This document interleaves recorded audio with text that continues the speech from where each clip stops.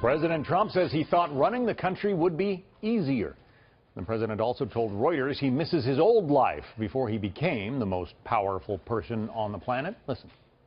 I loved my previous life. I had so many things going. I actually, this is more work than in my previous life. I thought it would be easier. I thought it was more of I'm a details-oriented person. I think you would say that.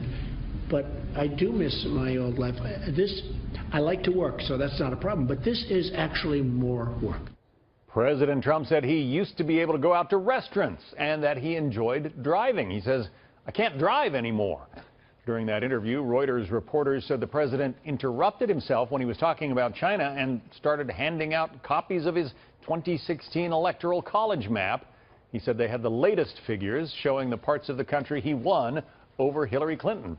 Let's bring in Fox News Sunday anchor Chris Wallace. Chris, he does have a fascination with that election and how it turned out. It's almost like he himself can't believe that he won. Well, it is interesting, and he even brought it up again when he was talking to the NRA this afternoon. And I think he may still be a little bit surprised by it. And you know, I think there's a certain sensitivity there, that this continuing talk, whether it's about Russia or stolen votes or whatever, as to whether or not he's the legitimate president. He seems to be the only person who still has any doubts about that, except for the real haters. So I don't know why he keeps bringing it up, but I don't know. I wouldn't mind one of those maps. It'd be fun to see. Yeah, the Wallace electoral victory. He seems a little wistful about his old life. I want to play a snippet of that for you now.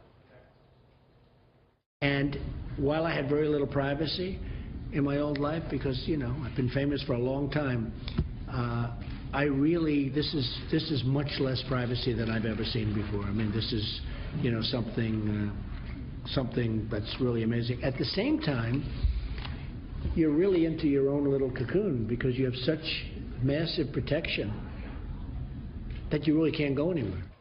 It is interesting that a guy goes from private life, where, you know, no doubt he had security, to being inside the protection of the Secret Service, and he really does seem to miss the old lifestyle. You know, and let's make it clear, Donald Trump had the most public private life imaginable. He was one of the most famous people in America. As you say, he had private security long before the Secret Service. But I got to tell you, John, every president I've ever talked to or read about had the same feeling. I remember covering Ronald Reagan back in the 80s, and at one point he wanted to go out to the local stationery shop because he wanted to buy a birthday card for Nancy, and the Secret Service said, no, you can't do that. And Barack Obama used to say that he longed for the days when he used to just be able to go out, walk around the neighborhood, even as a senator, and go to a bookstore and just browse a bookstore. So it's a very special bubble, but it is a bubble, and or a cocoon, or whatever you want to call it. And you know, again, the fact that, as he says, he loves to drive, and he's not able to drive himself anymore. There are a lot of things about it that seem quite glamorous, and you're in the White House and Air Force One and all of that, but the simple things in life and the ability just to be able to walk down the street, which even as Donald Trump could do, now President Trump can't. Perhaps that will improve when his wife Melania and their son Barron are able to join him full-time in the White House. They're still in New York City while Barron completes his school year, as I understand it. He did touch on one of the big crises of the day, which is ISIS and what to do about it. Here is the president on ISIS. We can't let them come over here.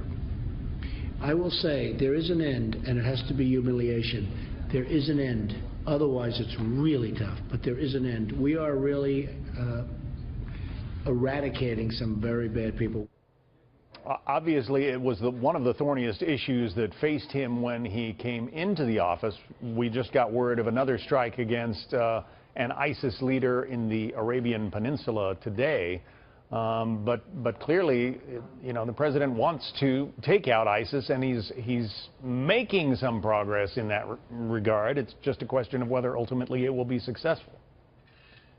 Well, and also whether he's willing to make enough of a commitment. Remember, He promised during the campaign, and as soon as he came in, he asked, I think it was 30 days, he gave the Pentagon to come up with a plan. He's had that plan on his desk for some period of time.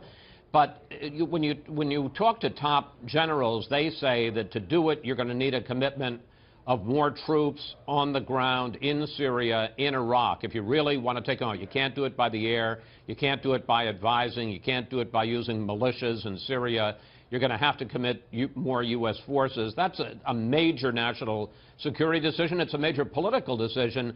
And so far, at least, the president has not made that decision to really go all in. Not saying that necessarily is the right thing to do. Obviously, there are a lot of reasons why you don't want to get more involved in Syria and Iraq and all of the political quagmires in both of those.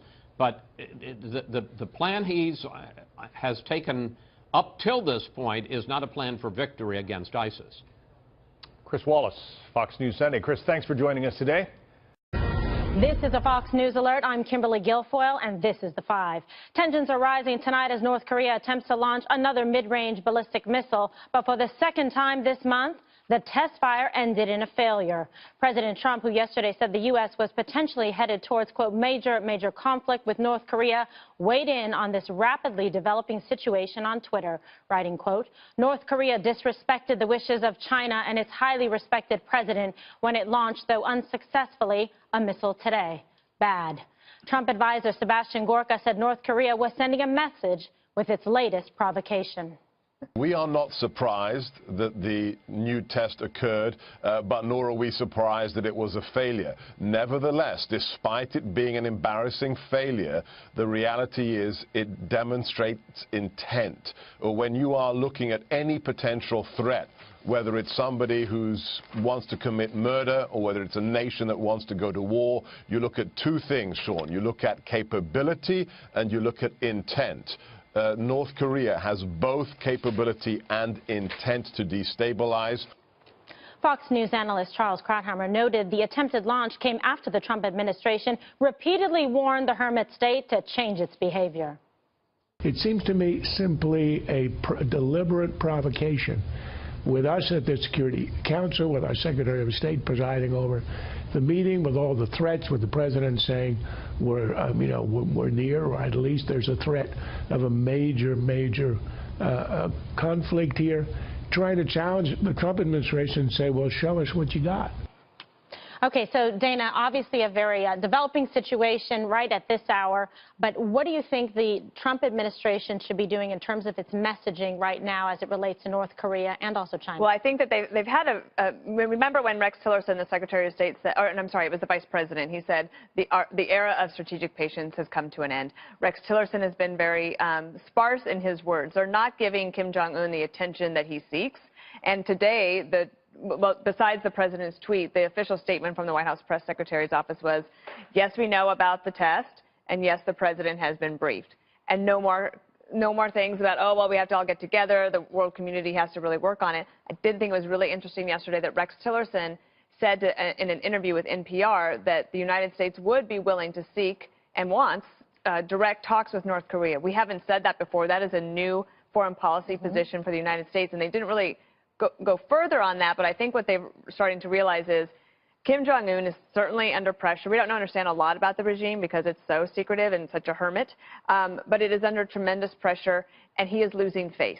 So he's embarrassed, and he's trying to show that he does have this weapons capability, and I think that maybe we're going to provoke him into doing something where we could possibly show him that we can push him back into the Stone Age. Okay, and Brett Baer, welcome to the program. Thank Great you. to have you. And you were taking in this breaking news earlier today as it relates to North Korea. How do you see this unfolding? I think the administration has a lot of confidence in the relationship that was established in Mar-a-Lago between the president and the Chinese president, and they don't talk about all the things that China's doing. But I think they're doing more than we know that they're doing. The fact that there are fuel shortages in Pyongyang suggests that perhaps they're turning the screws on them. That's key for this to go along the track that the administration wants. I think there's a lot of concern that this tension rises and gets to a point where the North Korean leader is backed into a corner, and China is the linchpin to take it out of that moment. Juan, it does seem that President Trump is working quite nicely, cooperatively with President Xi of China, which I think is really a key relationship to continue in good stead, especially given sort of the turbulent dynamic that we're dealing with in North Korea. So on Fox this morning, I saw KT McFarland talking about the relationship with China and suggesting that China really is in a key position to influence what's going on. But it begs my reason, because to me, the idea that they are doing more missile testing seems to me to be quite intentionally suggesting that they want to display their military might at this moment, and they're not listening to anybody. So the United States has sent an armada of ships in that direction. Sometimes say we've sent the ships in the wrong direction, but anyway, in the neighborhood. And then you've got a situation where people feel directly threatened. Now, we know this man has nuclear weapons. That's pretty serious. And, you know, you can make jokes about Trump being erratic and Kim Jong-un being erratic and which one has nukes and, oh, they're both. But it's not, to me, this is way beyond humor. This is a threat to the stability of that entire region, and I don't see the Chinese reacting in the way we are. So, you know, people say, oh, we could bomb them back to the Stone Age. That is not to our advantage. Poll numbers, a Fox poll. I don't know if you saw this Fox poll, Brett. It said most Americans say, yeah, go get them. I think that's the start of a major, major world war. That's a world war. I think that's not what that poll said. I think that the poll said Americans are willing to have the United States take proactive action if it needs to in order to protect our country if he has the capability of having a weapon that can reach our shores. Well, in fact, they had a video. I don't know if you saw this in the news today. The North Koreans on their propaganda channel put out a video with a picture of the White House, and they were blowing up the White House. I think these folks just want to... They're sticking it to Donald Trump, and they want him to overreact. They're trying to poke the cage or poke the oval, and it seems like a lot of bravado and machismo. Nevertheless, it's a very serious conflict that we have right now that's developing, Greg. Is it really? It is. Is it? I don't know. Let me give you some perspective, Juan. Okay. They shot a former Scud missile 25 miles, and it broke up in flight into the water. They routinely do this, and we always play along.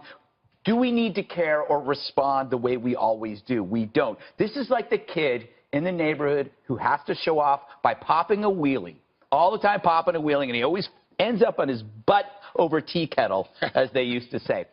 Oh, so the good news about this is, from Trump's tweet, which I found he pulled China into the tweet. He said he pulled China onto his side. He said, hey, you're disrespecting China, too. And so superpowers, in a way, are like superheroes. Generally, they're against each other, Batman versus Superman. But when there's an enemy or that is a force that is more evil than both of them, then they unite. They team up to fight. So there's something positive coming here. We don't know what kind of impact this is going to have and what China's going to do. But it seems to me that China and America are working together, and I think that's important as well. And the other thing that we don't talk about a lot is whether the U.S. was behind some of the failures. Right. The last one, you know, they give you a smile and a wink in Washington and intelligence officials, and who knows what happened today, but I think that the U.S. may be pushing that kid with the bike over. Right, which is always a lot of fun. But because in North Korea the only access that they have is the propaganda channel, all they know is that they're sending off missiles. They don't know that they broke up 25 miles off of the sea. But that's why he's right. There were so many, you know, in the intelligence community behind the scenes, like giving you that wink and nod. We don't think that they're going to be able to get a missile launch successfully completed anytime in the near future. It doesn't mean they're not going to be able to overcome any capabilities in terms of cyber hacking. So that's why this is. But let me just tell you, you know, that South Korea and Japan are not very far. I understand that. So if they start, you know, going after, and remember, we have troops, as you pointed out yesterday, we have troops right there. I think 30,000 troops in South Korea. On the line, 30, that's 30 miles, right? 35. So 35 says Dana Perino. So. Can I hear 40? All right. But my point to you is that starts big trouble. Yes, but that's the point.